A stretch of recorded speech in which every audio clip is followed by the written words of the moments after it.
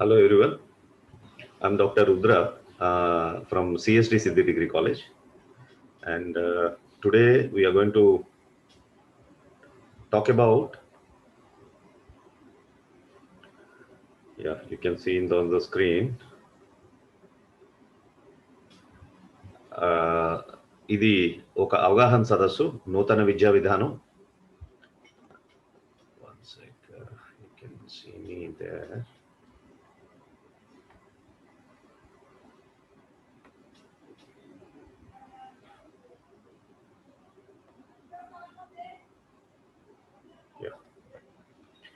ఇది ఓకే, ఇది ఒక అవగాహన సదస్సు. ఈ ఇటీవల విడుదలైన నూతన విద్యా విధానం 2020 లో ఈ డిగ్రీ విద్యలో ఎలాంటి వినూత్న విధానాలు ఇంట్రడ్యూస్ చేశారన్న దాని మీద ఈ అవగాహన సదస్సు ఉంటుంది. ఇవాళ అది ఇప్పుడు స్టార్ట్ చేసాం. అండ్ నేను డాక్టర్ రుద్ర, నేను సిఎస్డి సిద్ధి డిగ్రీ కాలేజ్ యొక్క చైర్మన్ని. అండ్ నా గురించి I'm a double doctorate from Andhra university and also Osmania. And నేను మెయిన్ స్కిల్ డెవలప్మెంట్ మీద ఈ రీసెంట్గా నా పోస్ట్ డాక్టరల్ స్టడీస్ ఫినిష్ చేశాను. And Siddhi degree college with skill development graduate విద్య అందించాలి అన్న ఉద్దేశంతో నిర్వహిస్తున్న సంస్థ. ముఖ్యంగా ఈ 2020 అంటే 2020 సంవత్సరం అనేది చాలా మలుపులకి దారితీసింది. అందులో ఒక ముఖ్యమైన మలుపు, ముఖ్యంగా బ్యాడ్ సైడ్ అయితే కరోనా, అయితే గుడ్ సైడ్ ఈ నూతన విద్యా విధానం అని చెప్పుకోవచ్చు. ఎందుకంటే ఈ ప్రపంచ స్థితిగతుల్ని మార్చే శక్తి ఈ విద్యా విధానంలో ఉంది. ముఖ్యంగా మనం ఈ న్యూ ఎడ్యుకేషన్ పాలసీకి ముందు ఏం జరిగిందో తెలుసుకుందాం. ముందు అంటే మనకి పోస్ట్ ఇండిపెండెన్స్, అంటే మనకి బ్రిటిష్ ఎడ్యుకేషన్ కంటిన్యూ అవుతున్న టైంలో మొదటి మనకి విద్యా వ్యవస్థలో మార్పు అనేది 1968 సంవత్సరంలో జరిగింది. అప్పుడు ముఖ్యంగా యాక్సెస్ మీద ఎక్కువ దృష్టి పెట్టడం జరిగింది. యాక్సెస్ అంటే ముఖ్యంగా ఎలాంటి అంటే అప్పట్లో చాలా మందికి విద్య అందేది కాదు. విద్య అనేది ఓన్లీ పట్టణాలకే పరిమితమై ఉండేది. అసలు గ్రామీణ ప్రాంతంలో కానీ, చిన్న చిన్న టౌన్స్లో కానీ, నగరాల్లో కానీ ఇలాంటివి విద్య అనేది ఉండేది కాదు. స్లోగా అప్పటి నుంచి, అంటే బ్రిటిష్ వాళ్ళు పెట్టినవి ఉన్నవి, తర్వాత కొంతమంది సంఘ సంస్కర్తలు, ప్రకాశం పంతులు గారు అనుకోండి, వీరసింగ పంతులు గారు అనుకోండి, అలాగే కొంతమంది పైడా సంస్థలు, ఇలాంటి కొంతమంది ముఖ్యులు వాళ్ళు విద్యా వ్యవస్థని నిర్మించాలని ముందుకొచ్చారు. అయితే దాని తర్వాత 1986లో, అంటే రాజీవ్ గాంధీ గారి ప్రభుత్వం టైంలో మళ్ళీ విద్యా వ్యవస్థ మీద దృష్టి పెట్టడం జరిగింది. అప్పుడు ద ఈక్విటీ అండ్ క్వాలిటీ అన్న దాని మీద దృష్టి ఎక్కువ పెట్టడం జరిగింది. అంటే గ్రామీణ ప్రాంతాలలో కూడా ఈ విద్య అనేది విస్తరించవలసిన అవసరం ఏర్పడింది. ఇలా విద్య అయితే విస్తరించింది కానీ క్వాలిటీ విషయంలో మాత్రం చాలా ఎక్కువగానే ఇబ్బంది పడ్డాం మనం. దానికి సంబంధించి అప్పటి నుంచి, అంటే 1992 నుంచి 2020 వరకు అప్రాక్స్‌గా ఆల్మోస్ట్ ఒక 28 సంవత్సరాలు మనకి విద్యా వ్యవస్థ మీద సరైన ప్రణాళిక అనేది పొందలేదు. 2020లో ఆ కొత్త ప్రణాళిక అనేది రూపుదిద్దుకుంది. ముఖ్యంగా దాని గురించి అర్థం చేసుకోవాలంటే ఇప్పుడున్న ఎగ్జిస్టింగ్ స్ట్రక్చర్ ఏంటంటే మనకి ఒకటో తరగతి నుంచి ముఖ్యంగా స్కూల్ ఎడ్యుకేషన్ అనేది ఉంటుంది. దానికి ముందంతా ఒక ప్రైవేట్ కాన్వెంట్స్‌లో ఉంటుంది. అంటే ఈ నర్సరీ, ఎల్‌కేజీ, యూకేజీ ఇలాంటివన్నీ కూడా దానికి ముందు ప్రీ ప్రైమరీ, ఇప్పుడు మనకి ప్రైమరీ స్కూల్స్, ప్రీ స్కూల్స్ అనేవి ఉన్నాయి కానీ గవర్నమెంట్ వైపు నుంచి ఏదీ లేదు. వాళ్ళు కేవలం అంగన్వాడీ కొన్ని ఉన్నాయి. అంగన్వాడీ ముఖ్యంగా పిల్లల పోషణకు సంబంధించి చేశారు. కానీ దానికి ఒక స్ట్రక్చర్ లేదు విద్యా వ్యవస్థలో. ఇప్పుడు మీరు ఈ లైట్ బ్లూ కలర్ తీసుకుంటే అది ఎగ్జిస్టింగ్ ఇన్‌ఫ్రాస్ట్రక్చర్. మనకి ఒకటో తరగతి నుంచి 10వ తరగతి వరకు, అంటే 1 నుంచి 10వ తరగతి వరకు స్కూల్స్ ఉన్నాయి మనకి. ఆ తర్వాత మనకి ఇంటర్మీడియేట్ అనేది ఉంది. ఆ తర్వాత ఐటీఐ గాని, ఇంటర్మీడియేట్ గాని, పాలిటెక్నిక్ గాని ఇలాంటివి ఉన్నాయి. కొత్త విద్యా వ్యవస్థలో ఏం చేశారంటే, మూడో సంవత్సరం నుంచి పిల్లల్ని స్కూలుకి పంపించుకోవడం జరుగుతుంది. అంటే మనకి ప్రీ స్కూల్స్, అంటే నర్సరీ నుంచి LKG, nursery, pre nursery, right? Then nursery, LKG, UKG అదొక 3 సంవత్సరాలు అవుతుంది. తర్వాత క్లాస్ 1 అండ్ 2 అనేది ఫౌండేషనల్ కోర్స్ కింద అవుతుందంట. అంటే అక్కడ 5 ఏళ్ళు ఉంటుంది. 3+2 మీరిక్కడ చూస్తే గనక 3+2 ఉంటుంది. ఆ తర్వాత ఇక్కడ మీకు కర్సర్ కనబడుతుంది బహుశా. తర్వాత 3-2 అంటే 5 సంవత్సరాలు ఇక్కడ. 3-5 అంటే 8 సంవత్సరాల నుంచి 11 సంవత్సరాల వరకు ప్రిపరేటరీ అంటాం. దీనిలో మెయిన్‌లీ ఏంటంటే play, discovery, activity based, interactive class rooms ఇవి ఉంటాయి. తర్వాత ఆహ్, ఇంకొక 3 సంవత్సరాలు అంటే 6-8 11-14 సంవత్సరాల వరకు మీకు మిడిల్ స్టేజ్ ఉంటుంది. అది 11 ఏళ్ల నుంచి 14 ఏళ్ల వరకు నడుస్తుంది. ఆ తర్వాత నెక్స్ట్ ఇంకొక 4 సంవత్సరాలు 14-18 ఏళ్ళు న్యూ అకాడమిక్ స్ట్రక్చర్ అనేది ఉంటుంది. అది అంటే 12వ క్లాస్ వరకు. రైట్. అంటే 18 ఏళ్ల వరకు ఒక సెకండరీ ఎడ్యుకేషన్. అంటే ఇప్పుడు ఈ కొత్త విద్యా విధానంలో ఏం చేశారు అంటే ఇంటర్మీడియేట్ ఎడ్యుకేషన్ కూడా స్కూల్ ఎడ్యుకేషన్‌లో కలపడం జరిగింది. అది ఇప్పుడు స్కూల్స్‌ని ఇంటర్మీడియేట్‌లో కలుపుతారా? లేకపోతే ఇంటర్మీడియేట్‌ని స్కూల్‌లో కలుపుతారా? అనేది ఆ ప్రభుత్వ నిర్ణయం మీద ఆధారపడి ఉంటుంది. అది ఒక న్యూ అకాడమిక్ స్ట్రక్చర్ అనేది మనకి ఫార్మ్ అయిందనమాట. అయితే ఇక్కడ వరకు అంటే మనకు అంతకుముందు వరకు 10+2 ఉండేది. ఇప్పుడు 5+3+3+4 అన్న స్ట్రక్చర్ అనేది మనకవుతుందనమాట. అంటే మనం ఏం చేసామంటే కిందకి ఒక 3 ఏళ్ళెళ్ళాం. పైకి ఒక 2 ఏళ్ళు కలిపేసామనమాట. సో, ఇక్కడ 12 ఏళ్ళు ఉన్నది. అక్కడ 14 ఏళ్ళు అయిందనమాట. అంటే 15 ఏళ్ళు అయింది. ఇక్కడ 12 ప్లస్ 3 ఇక్కడ 3 కలిపాం కదా! 15 అవుతుందనమాట. సో, టోటల్‌గా ఇదొక 15 ఏళ్ల ఎడ్యుకేషను. సో, టోటల్‌గా 12థ్ క్లాస్ వరకు ఇదొక స్ట్రక్చర్ కింద ఫార్మ్ అయింది. రైట్. అయితే ఇక్కడ నెక్స్ట్ ఏంటంటే మనకి యూనివర్సిటీ ఎడ్యుకేషన్. మనం ఇప్పుడు ఈ నూతన విద్యా విధానంలో హైయర్ ఎడ్యుకేషన్ ఎలా ఉండబోతుంది? దాని మీద మనం డిస్కస్ చేసుకుందాం అనుకుంటున్నాం. దాంట్లో ఏంటంటే ముఖ్యంగా దానికి 21st సెంచరీ ఇండివిడ్యువల్స్ మనం డెవలప్ చేయాల్సిన అవసరం ఉంది. Given the 21st century requirements, quality of higher education must aim to develop good, thoughtful, well rounded and creative individuals. So, మనకిప్పుడు ఒక డిగ్రీ ఎడ్యుకేషన్ ఫౌండేషన్ అలా ఫార్మ్ అయిన తర్వాత, మనం ఒక మంచి ఆలోచన గలగల, అన్ని వైపుల నుంచి ఎదిగిన ఒక వినూత్న ఆహ్, ఆహ్, గ్రాడ్యుయేట్స్‌ని ఈ ఈ 21st సెంచరీ ఎదురు చూస్తుందనమాట. అలాగే quality education must enable personal accomplishment, enlightenment, constructive public engagement and productive contribution to the society. అది యాక్చువల్లీ ఒక క్వాలిటీ ఎడ్యుకేషన్ మస్ట్‌గా ఒక ఎన్‌లైట్‌మెంట్ ఇవ్వగలగాలి అండ్ పబ్లిక్ ఎంగేజ్‌మెంట్ చేయగలగాలి అండ్ ప్రొడక్టివ్ కంట్రిబ్యూషన్ ఈ సొసైటీకి చేయగలగాలి. అండ్ మెయిన్‌లీ ద పర్పస్ ఏంటంటే developing the holistic individuals and it is essential that an identified skill set and values will be incorporated each stage of learning. So, అది మనకు holistic ఇండివిడ్యువల్స్‌ని మనకి develop చేయగలగాలి. అలాగే societal లెవెల్‌లో ఈ హైయర్ ఎడ్యుకేషన్ అనేది ఒక socially enlightened, socially conscious, knowledgeable and skilled nation అనేది మనకి బయటికి రావాలి. సో, మెయిన్‌లీ ఏంటంటే ఒక ఈ సమాజ దృక్పథం కలిగిన, జ్ఞానం కలిగిన, నైపుణ్యం కలిగిన ప్రజలు ఈ నేషన్‌ని మన దేశాన్ని తయారు చేయగలిగే పరిస్థితిలో మనం ఉండాలి.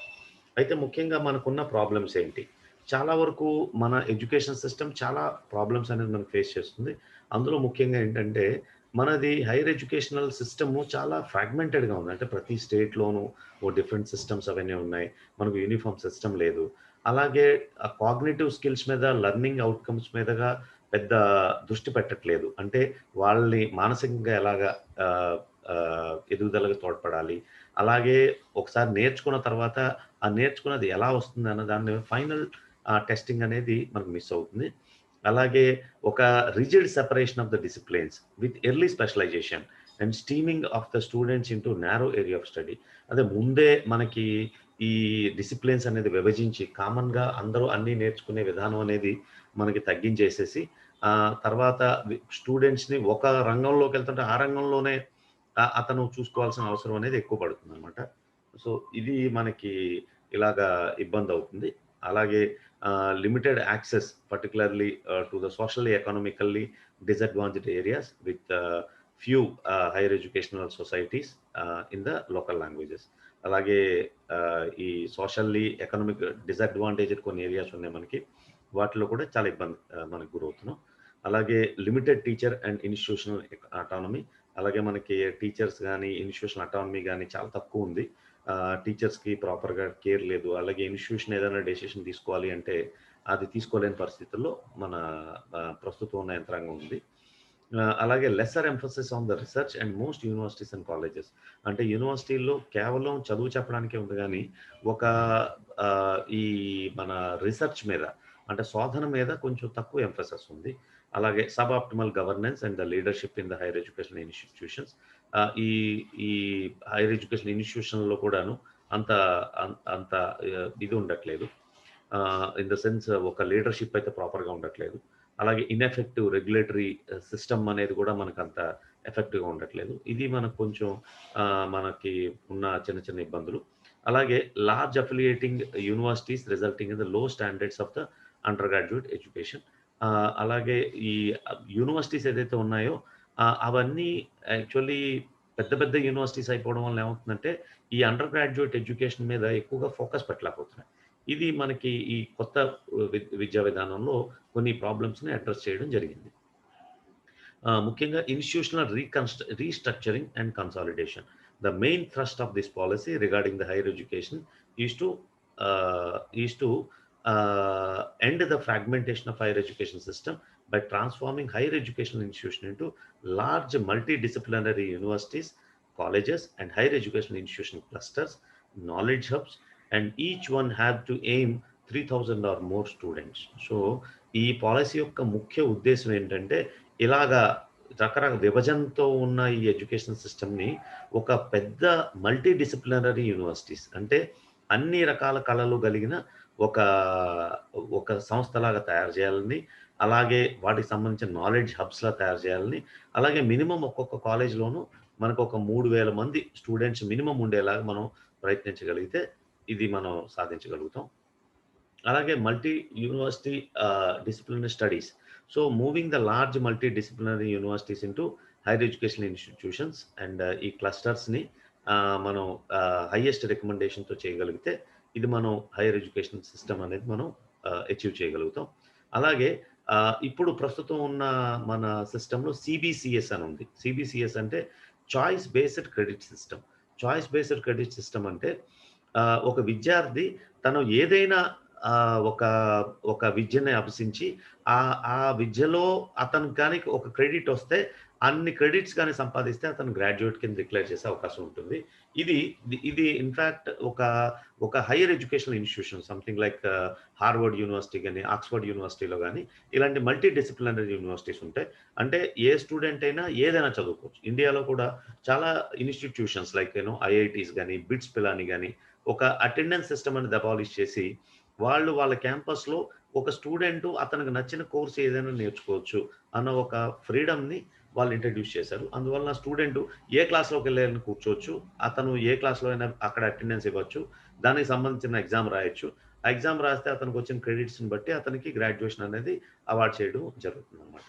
సో, ఇలాంటి సిస్టమ్‌ను మనకింకా కొంచెం ప్రాథమిక దిశలోనే ఉంది. అది ఇంకా నెక్స్ట్ లెవెల్స్‌లో కూడా మనకి ఎన్హాన్స్ అయ్యే అవకాశం ఉంటుంది. అలాగే యూనివర్సిటీ అండ్ ఇన్‌స్టిట్యూషన్ అలాగే ఇప్పటిదాకా మనకున్న కాలేజెస్ గాని ఇవన్నీ ఏంటంటే, ఒక ఒక యూనివర్సిటీకి అఫిలియేట్ అయి ఉంటుంది. ఒక యూనివర్సిటీ వాళ్ళే డిగ్రీలు ఇవ్వగలుగుతారు. ఒక యూనివర్సిటీ తప్పితే కాలేజ్ వాళ్ళు డిగ్రీలనేది ఏమి ఇవ్వలేరు. ఇప్పుడు యూనివర్సిటీ ఏం చేస్తుందంటే ఒక కాలేజ్ ఏం చేస్తుంది అంటే, యూనివర్సిటీ వాళ్ళ దగ్గరికెళ్ళి యూనివర్సిటీ అఫిలియేషన్ ఉంటే గాని కాలేజ్ రన్ చేయడానికి వీల్లేదు. అలాంటి పరిస్థితులున్నాయి. సో, యూనివర్సిటీ ఇక్కడ మల్టీ డిసిప్లినరీ ఇన్‌స్టిట్యూషన్ ఒక యూనివర్సిటీ ఎలా మారబోతుంది అంటే, it will be a multi disciplinary institution with higher learning that offers undergraduate and graduate programs with high quality teaching, research and community engagement. So, అదొక multidisciplinary institution అవుతుంది. అలాగే autonomous degree granting college will refer to large multidisciplinary institution of higher learning that grants undergraduate degrees and primarily focuses on undergraduate teaching, though it would not be restricted to that and need not to be restricted to that it would generally to a small than a typical university. So, ఒక autonomous degree granting college కూడా ఒక large multidisciplinary institution అవుతుంది. అది అదేం చేస్తుంది అంటే, అది ఒక యూనివర్సిటీకి ఏమాత్రం తక్కువ కాకుండా, అది కూడా ఒక డిగ్రీ గ్రాంటింగ్ ఇవ్వచ్చు. అలాగే ఓ మల్టీ డిసిప్లినరీ ఇన్‌స్టిట్యూషన్ అవ్వచ్చు. అలాగే దాన్ని ఏ విధంగానూ ఒక యూనివర్సిటీ కన్నా తక్కువ కాకుండా చేసుకోగలిగే ఆహ్, ఓపెన్‌నెస్సు ఈ న్యూ ఎడ్యుకేషన్ పాలిసీ మనకి ఇస్తుందనమాట. అలాగే ఆహ్, ఈ న్యూ ఎడ్యుకేషనల్ సిస్టము 2030 నుంచి 2040 వరకు డిసైడ్ చేయబట్టి అంటే ఇంకో వచ్చే 10 ఏళ్లలోనూ మరియు 20 ఏళ్లలో ఇది మనకి రియాలిటీకి వచ్చే అవకాశం ఉంటుంది. So, by 2040 all the higher educational institution shall aim to become multidisciplinary institution and shall aim to have larger student enrolments preferably in thousands for optimal use of the infrastructure and resources and for the creation of vibrant multidisciplinary communities. So, ఇది మనకి 20, 40 ఇది ఒక multi disciplinary institution కింద మారే అవకాశం అనుకుంటున్నామన్నమాట. అలాగే holistic and multidisciplinary education. ఇక్కడ multi disciplinary అంటే అన్ని రకాల ఆహ్, ఆహ్, ఆహ్, స్పెషలైజేషన్స్ అందులో ఉంటాయి. ఒక ఇన్‌స్టిట్యూషన్‌లో అన్ని డిసిప్లిన్స్ ఉండాలి అన్న ఒక ఉద్దేశంతో ఇది చేయగలిగింది. So, a holistic and multidisciplinary education would aim to develop all capabilities of human being intellectual, aesthetic, social, physical, emotional and moral in a integrated manner. So, ఇవన్నీ ఒక మనిషికి ఉన్న డిఫరెంట్ క్వాలిటీస్ అంటే ఇంటెలెక్చువల్ జ్ఞానం, aesthetic దానికి సంబంధించిన కళలు, social సామాజిక, ఫిజికల్ దేహదారుఢ్యం, ఎమోషనల్ మానసిక సంతులిత, మోరల్ నైతికత ఇవన్నీ కూడా ఇంటిగ్రేటెడ్ మేనర్‌లో ఉండాలని ఈ మల్టీ డిసిప్లినరీ ఎడ్యుకేషన్ ఎప్పుడు మనకు ఇస్తుందనమాట. అండ్ అలాంటి ఎడ్యుకేషనే ఈ 21st సెంచరీ అంటే 21వ శతాబ్దంలో ఒక వెల్ రౌండెడ్ ఇండివిడ్యువల్ అంటే ఒక పరిపూర్ణమైన వ్యక్తిత్వం కలిగిన పర్సనాలిటీని ఒక ఈ సమాజానికి అందించే ఏర్పాటు మనకి కలుగుతుందనమాట. And it is in the fields across the arts, humanities, languages, sciences, social sciences, professional, technical, vocational ఫీల్డ్స్‌లో ఇది మనకి ఇవ్వగలిగే అవకాశం ఉంటుంది. సో, అలాంటి ఆహ్, స్కిల్స్ కలిగినవి మనకి ఈ మల్టీ డిసిప్లినరీ ఎడ్యుకేషన్ అని మనకు అందిస్తుంది. అలాగే ఇలాంటి హోలిస్టిక్ ఎడ్యుకేషన్ ఒక long term and approach of the undergraduate programmes including professional, technical and vocational డిసిప్లిన్స్‌లో మనకి ఇవ్వడానికి అవకాశం ఉంటుంది. అలాగే వాల్యూ ఎడ్యుకేషన్ అంటే ఇప్పుడున్న సంస్థలు ఒక బేస్డ్ ఎడ్యుకేషన్ అనేది ఇవ్వాలి. అంటే విలువలతో కూడిన ఆహ్, ఆహ్, చదువుని, విద్యని అందించగలగాలి. అందులో ముఖ్యంగా ద ఎథికల్ వాల్యూస్ అంటే ethical, constitutional, universal human values. అంటే మనకి టోటల్ మానవతా విలువలు ఎక్కువుండాలి. అందులో ముఖ్యంగా ఏంటంటే ట్రూత్ సత్యం, రైటియస్ కండక్ట్ ధర్మం, పీస్ శాంతి, లవ్ ప్రేమ, నాన్ వైలెన్స్ అహింస, అలాగే scientific temper, citizenship values, life skills, lessons in సేవ, సర్వీసు, అలాగే కమ్యూనిటీ సర్వీస్ ప్రోగ్రామ్స్‌లోను ఇలాంటివి గ్లోబల్ సిటిజన్ ఎడ్యుకేషన్ అనేది ఇవ్వాలని ఈ నూతన విద్యా విధానం మనకి చెప్తుంది. ముఖ్యంగా డిగ్రీ లెవెల్‌లో. సో, ఇవన్నీ గూడా మీకు ఇవ్వడానికి చెప్తుంటాం. ముఖ్యంగా ఒక మెయిన్ ఏంటంటే డిగ్రీ ఇక 3 ఏళ్ళు ఉండబోతుందా? 4 ఏళ్ళు ఉండబోతుందా? చాలా ముఖ్యమైన క్వెషన్. యాక్చువల్లీ ఇప్పటి వరకు ఉన్న ప్రపంచంలో ఉన్న అన్ని ఎడ్యుకేషన్‌లో గూడాను ఇప్పుడు దాకా 16 ఇయర్స్ ఎడ్యుకేషన్ అంటారు. అంటే 16 ఏళ్ళు కంటిన్యూయస్‌గా ఎడ్యుకేషన్ ఉండాలి. దానివల్ల ఏం చేశారు అంటే, మనకి ఇప్పుడు 3 ఏళ్ళు కిందకి వెళ్ళడం వలన డైరెక్ట్‌గా అది కూడా ఎడ్యుకేషన్‌లోకి రావడం వలన ఇంటర్మీడియేట్ అయ్యే టైంకే 15 ఏళ్ళు ఎడ్యుకేషన్ కంప్లీట్ అవుతుంది. అలాగే అదే అంటే 3+4 అంటే ఇంటర్మీడియేట్ వరకు 15 ఏళ్ల ఎడ్యుకేషన్ అవుతుంది. ఈ డిగ్రీ ఎడ్యుకేషన్ ప్రపంచవ్యాప్తంగా కూడా 4 ఏళ్ళు. మన దాంట్లో కూడా కొన్ని కోర్సులు లైక్ ఇంజినీరింగ్ గాని, మెడిసిన్ గాని అలా కొన్ని కోర్సులున్నాయి. అవి 4 ఏళ్ల ఎడ్యుకేషనే ఉంటాయి. అలాగే కొన్ని కోర్సులు అంటే డిగ్రీ ప్రస్తుతానికి 3 ఏళ్ళు ఉంది. అయితే దీనికి multiple exit and entry options అనేది ప్రతిపాదించారు. అదేంటంటే ఇప్పుడు ప్రస్తుతం ఉన్న 3 ఏళ్లలోను మొదటి సంవత్సరం చేస్తేనేమో డిప్లొమా, సెకండ్ ఇయర్ చేస్తేనే అడ్వాన్స్డ్ డిప్లొమా అండ్ మూడో సంవత్సరం చేస్తే డిగ్రీ అలా వచ్చేలాగా డిజైన్ చేశారు. అలాగే అకాడమిక్ బ్యాంక్ ఆఫ్ క్రెడిట్ అనే ఒక దాన్ని ఇంట్రొడ్యూస్ చేశారు. అంటే మొదటి సంవత్సరం అయిన తర్వాత కొన్ని క్రెడిట్స్, రెండో సంవత్సరం అయిన తర్వాత కొన్ని క్రెడిట్స్ అయిన తర్వాత బ్రేక్ తీసుకొని మళ్ళీ మూడో సంవత్సరానికి ఆ బ్యాంక్‌లో ఉన్న క్రెడిట్లు వాడుకొని మనం మూడో సంవత్సరం కూడా కంప్లీట్ చేయొచ్చు. అంతకుముందు దాకా ఎలా ఉండేదంటే ఒక 2 ఏళ్ళు చేసి ఆపేస్తే మళ్ళీ మొదటి నుంచి చదువుకోవాల్సొచ్చేది. ఇప్పుడు అలాంటి సిస్టమ్ అనేది కొంచెం తగ్గింది. సో, ఇవి నూతన విద్యా విధానంలో అది మనకి ఉపయోగపడుతుందనమాట. అలాగే మెరు అంటే multi disciplinary education and research universities అనేవి ఎస్టాబ్లిష్ చేయాలి. మెరు అనేది ఒక ఐఐటీస్, ఐఐఎమ్స్ తరహాలో ఈ మెరూస్‌ని డెవలప్ చేయాలని ప్రతిపాదించారు. అలాగే ఇన్నోవేషన్ అండ్ రీసెర్చ్‌లో స్టార్టప్స్, ప్రాబ్లమ్ సాల్వింగ్ ఆర్గనైజేషన్ ఇలాంటివి కూడా మనకి వచ్చాయి. అండ్ ముఖ్యంగా అదర్ బెనిఫిట్స్ ఏంటంటే మనకి ఇంటర్నేషనలైజేషన్. మన చదువు అనేది ప్రపంచవ్యాప్తంగా ఎక్కడికెళ్ళినా రికగ్నైజ్ చేసే ఒక విధానాన్ని ఈ నూతన విద్యా విధానం ఇంట్రొడ్యూస్ చేసింది. అలాగే student activity and participation. Student యాక్టివిటీస్‌ని, పార్టిసిపేషన్‌ని ఎక్కువగా ఉండేలాగా చేసింది. తర్వాత financial supports to the students. So, స్టూడెంట్స్‌కి అన్ని రకాల స్టూడెంట్స్ కూడా ఒక ఆర్థిక సహాయం అనేది అందజేసేలాగా ఈ నూతన విద్యా విధానం డిజైన్ చేయబడింది.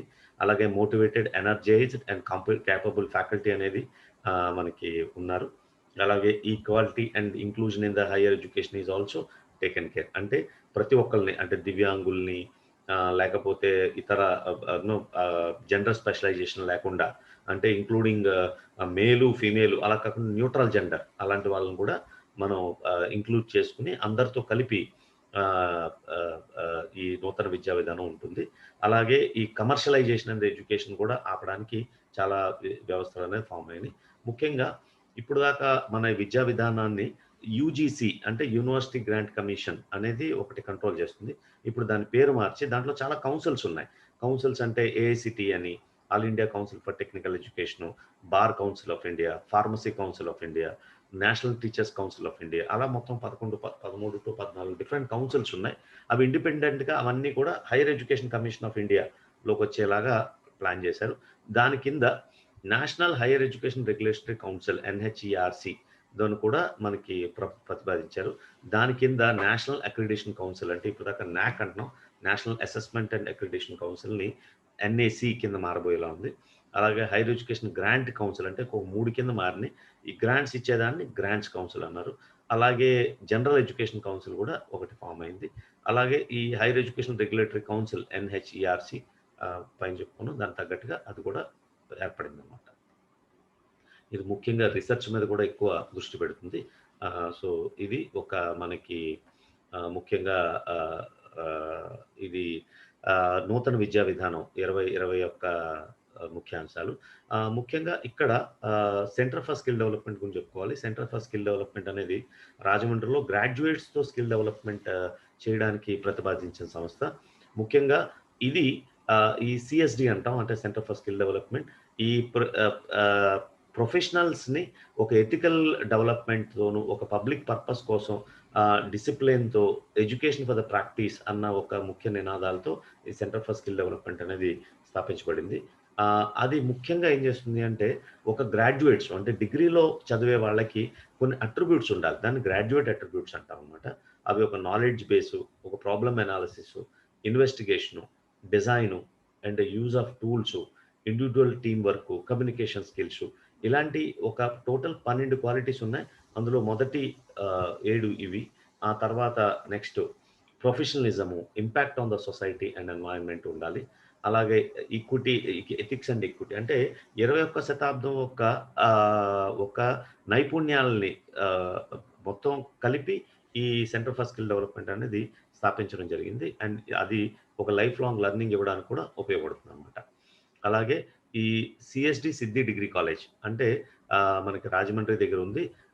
అది సీఎస్‌డి అంటే centre for skill development Siddhi degree college 2018లోంచి అది BSc computers with software courses, BCom computers with accounting packages, BCom general with professional courses and BA Telugu with public sector jobs ఇలాంటి స్పెషలైజేషన్స్‌తో మీకు విద్యను అందిస్తుంది. ముఖ్యంగా సీఎస్‌డి సిద్ధి డిగ్రీ కాలేజ్‌లో ఫస్ట్ డే నుంచి అకాడమీ ఆఫ్ కాంపిటీటివ్ ఎగ్జామ్స్ అని మీకు కాంపిటీటివ్ కోచింగ్ ఇవ్వడం జరుగుతుంది. అలాగే సీఎస్‌డి డిజిటల్ డిజైన్ టీమ్ అని ఒకటుంది. ఆ టీమ్‌లో ఉన్న స్టూడెంట్స్ విత్ ఫ్యాకల్టీ ప్రతిరోజు ఒక ప్రపంచంలో జరిగే ఒక్కొక్క ముఖ్యమైన దినాల గురించి అవేర్‌నెస్ అనేది క్రియేట్ చేసి వాళ్ళ ఫేస్‌బుక్‌లోను, సోషల్ మాధ్యమాల ద్వారా వాళ్ళు చేస్తారు. వాళ్ళని డి టీమ్ అంటాం. CSD D team, design team. Okay. దాని తర్వాత సీఎస్‌డి ప్లస్ అని ఒక యాక్టివిటీస్ ఉన్నాయి.